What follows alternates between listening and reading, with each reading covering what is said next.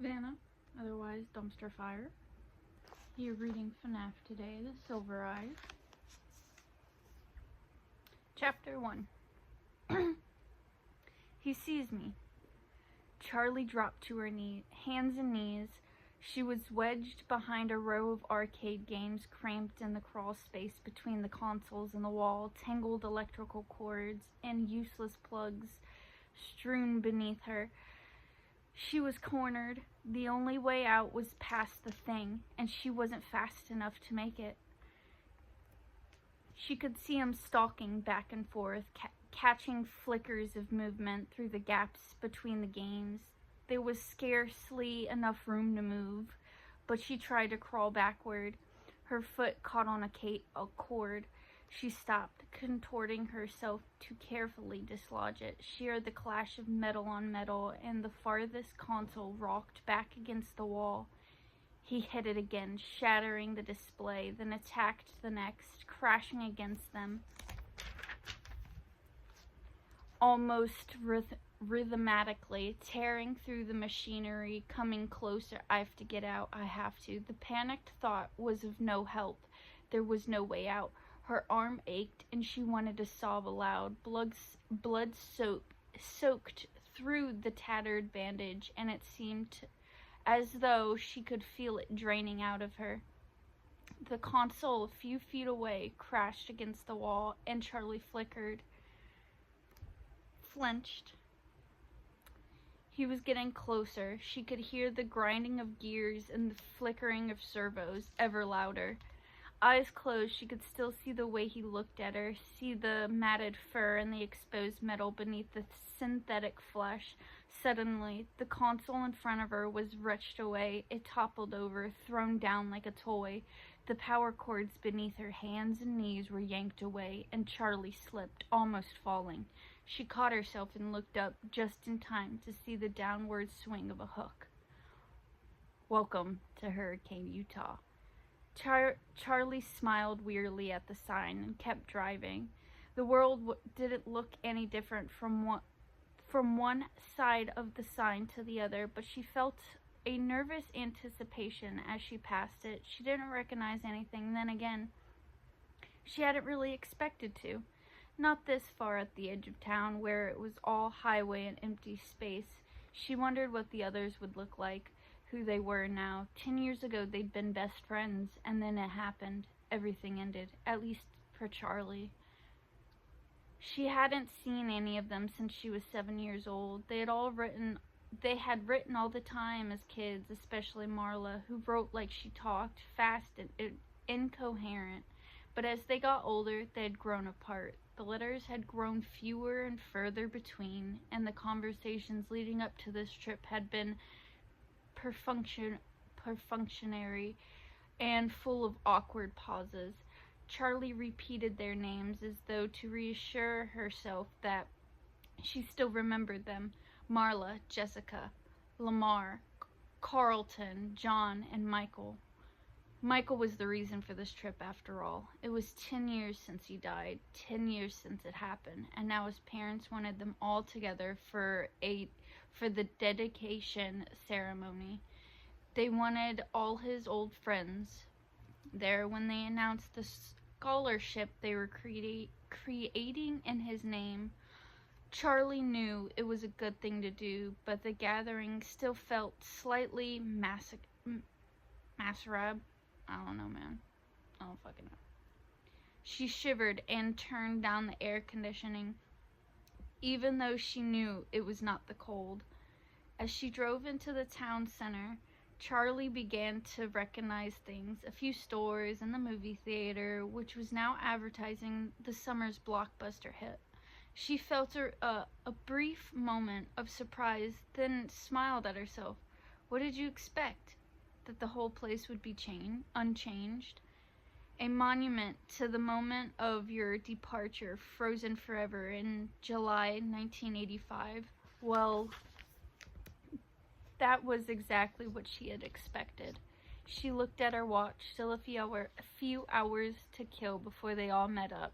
She thought about going to the movie, but she knew what she really wanted to do. Charlie made a left turn and headed out of town. 10 minutes later, she pulled to a stop and got out. The house loomed up before her, its dark outline a wound in the bright blue sky.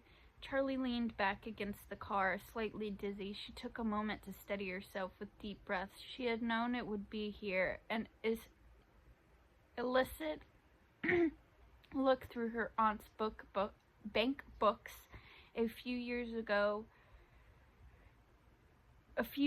before had told her that the mortgage was paid off and that Aunt Jen was still paying property taxes. It had only been 10 years. There was no reason it should have changed at all. Charlie climbed the steps slowly, taking in the peeling paint. The third stair still had a loose board, and the rose bushes had taken over one side of the porch, their thorns biting hungrily into the wood. The door was locked, but Charlie still had her key.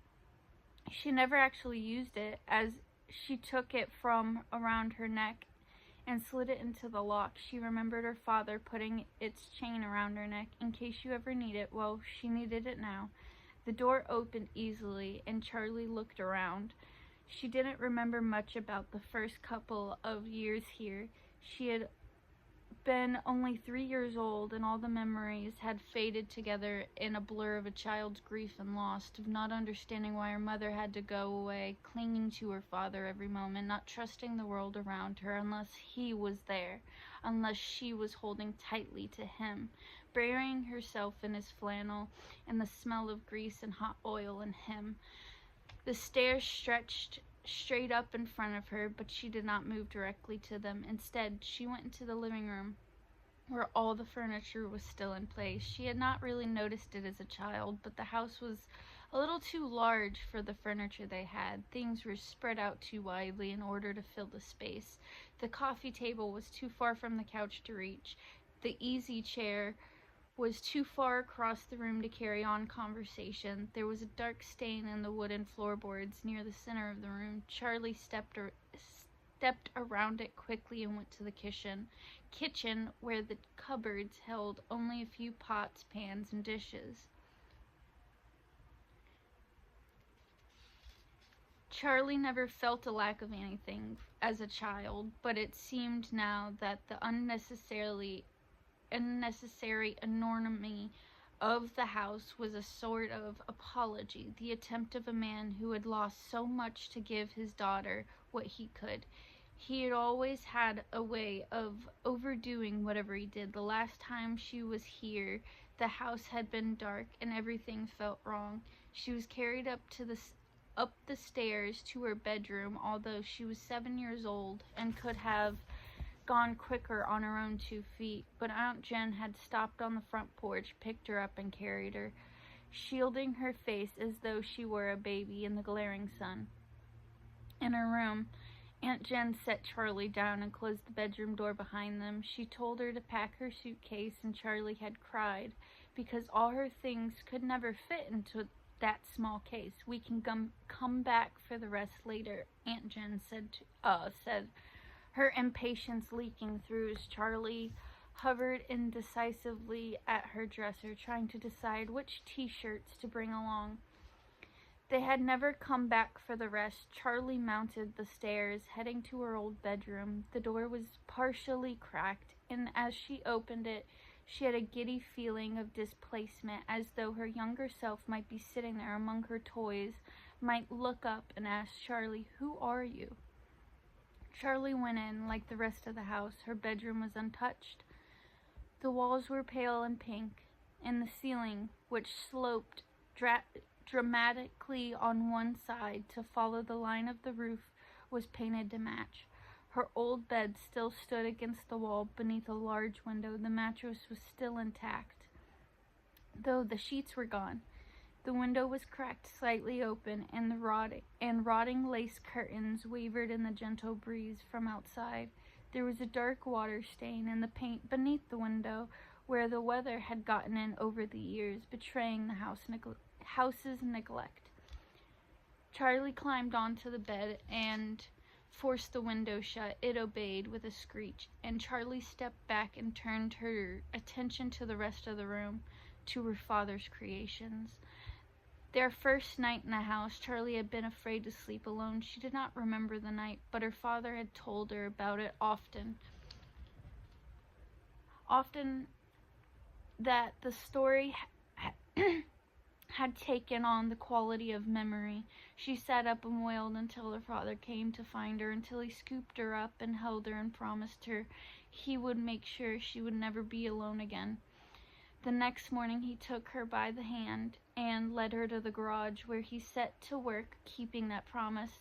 The first of his inventions was a purple rabbit, now gray with age from years of sitting in the sunlight. Her father had named him Theodore. He was the size of a 3-year-old child, her size at the time, and he had plush fur, shining eyes, and a dapper red bow tie. He didn't do much, only waved a hand, tilted his head to the side, and said in her father's voice, "I love you, Charlie." But it was enough to give her a night watcher, someone to keep her company when she could not sleep. Right now, Theodore sat in a white wicker chair in the far corner of the room. Charlie waved at him, but not activated. He did not wave back. After Theodore, the toys got more complex.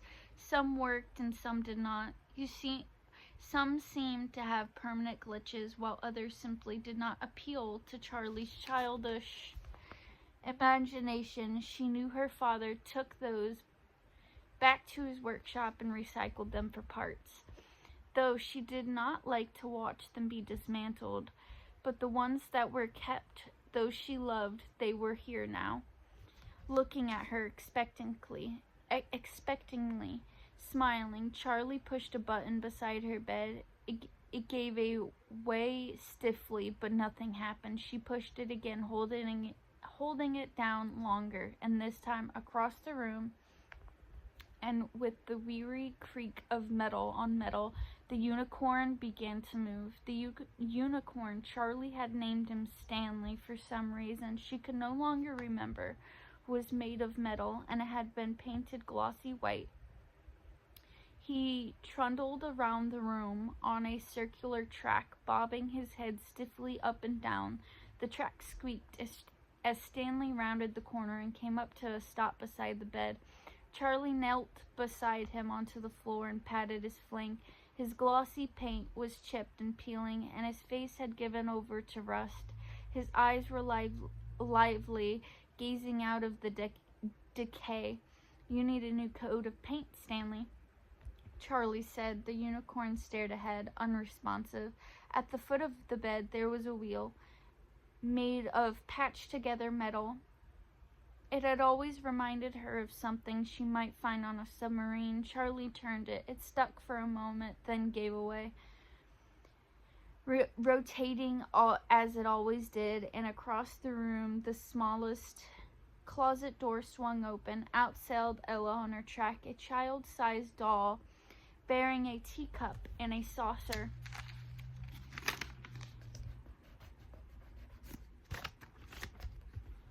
In her tiny hands like an offering. Ella's plaid dress was still crisp, and her patent leather shoes still shone. Perhaps the closet had protected her from the damage of the damp. Charlie had an identical outfit back when she and Ella were the same size. "Hi, Ella," she said softly as the wheel unwound. Ella retreated to the closet again, the door closing behind her. Charlie followed her. The closets had been built to align with the slant of the ceiling, and there was 3 of them. Ella lived in the short one, which was about 3.5 feet tall. Next to it was one a foot or so taller, and a third, closest to the bedroom door, was the same height as the rest of the room. She smiled, remembering. Why do you have three closets?" John had demanded the first time he came over. She looked at him blankly, confused by the question. "'Cause that's how many there are," she said finally. She pointed defensively to the littlest one. "That one's Ella's anyways," she added. John nodded, satisfied. Charlie shook her head and opened the door to the middle closet, or tried to. The knob stopped with a jolt. It was locked. She rattled a few times, but gave up without much of a conviction. She stayed crouched low to the floor and glanced up at the tallest closet, her big girl closet that would someday grow into "you won't need it until you're bigger," her father would say, but that day never came. The door now hung open slightly, but Charlie didn't disturb it. It hadn't opened for her. It had only given away at time. As she moved to stand, she noticed something shiny, half hidden under the rim of the locked middle door. She leaned forward to pick it up. It looked like a broken piece of a circuit board. She smiled slightly. Nuts, bolts, scraps, and parts had turned up all over the place once upon a time. Her father always had stray parts in his pockets. He would carry around something he was working on, set it down, and forget where it was, or worse, put something aside for safekeeping and never to be seen again. There was also a strand of her hair clinging to it. She unwound it carefully from the tiny lip of metal it was stuck on. Finally, as though she had been putting it off, Charlie crossed the room and picked up Theodore. His back had not faded in the sun like the front of his body, and it was the same rich, dark purple she remembered. She pressed the button at the base of his neck, but he remained lifeless. His fur was threadbare, one ear hanging loose by a single rotting thread, and through the hole she could see the green plastic of his circuit board. She held her breath, listening fearfully for something. Look, the rabbit said with a barely audible halting noise, and Charlie set him down, her face hot and her chest pinched tight. She had not really expected to hear her father's voice again. "I love you too." Charlie looked around the room. When she was a child, it had been her own magical world, and she was possessive of it. Only a few chosen friends were ever even allowed inside. She went to her bed and set Stanley moving on his track again.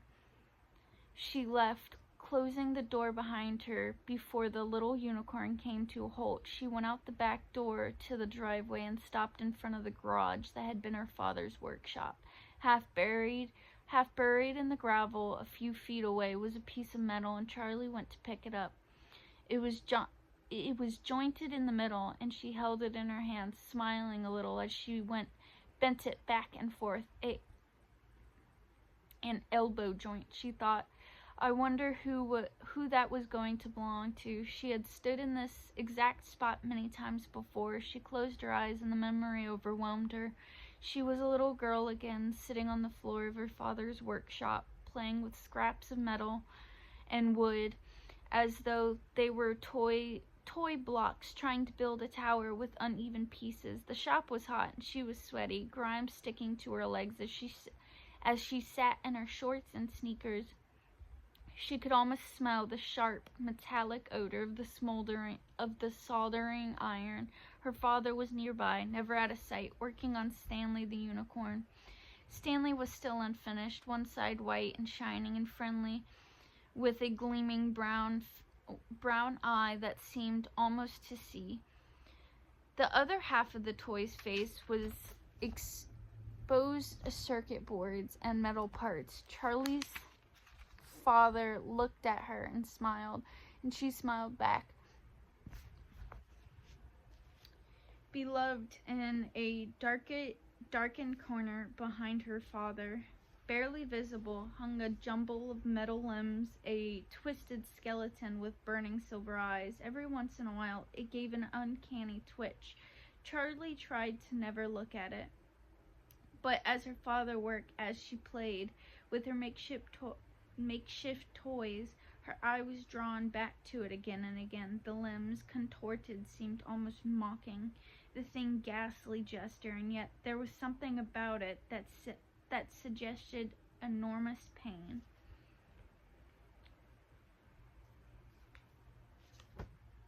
And that is chapter 1. Part 1 at least.